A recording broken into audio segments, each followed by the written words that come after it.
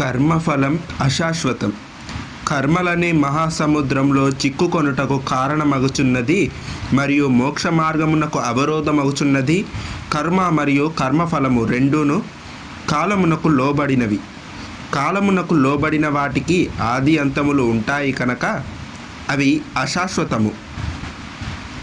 కర్మ వలన కలుగు ఫలమును అనుభవించుట, ఆ ఫలమును అనుభవించే క్రమములో మరలా క్రొత్త కర్మలను ఆగామి ఏర్పరచుకొనుట, మరలా వాటి నుండి ప్రేరణ పొంది కర్మాచరణకు పూరుకొనుట జరుగుచున్నది.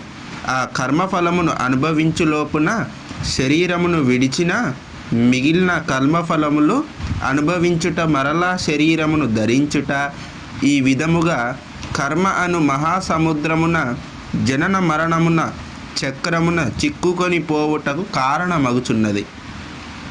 కర్మఫలముతోటి తాదాత్మ్య వలన వాటికి సంబంధించిన జ్ఞాపకములు వాసనలుగా భద్రపరచబడి తిరిగి వాటికి అనుకూల వాతావరణము కలిగిన కోరికల రూపములో వ్యక్తమవుచున్నాయి. శారీరక దృష్టిని, విషయ వాసనలను పెంపొందింపజేసి జ్ఞాన దృష్టిని హరించవేయుచున్నవి. మోక్ష సాధనకు అవరోధము లేక ప్రతిబంధకము అగుచున్నవి.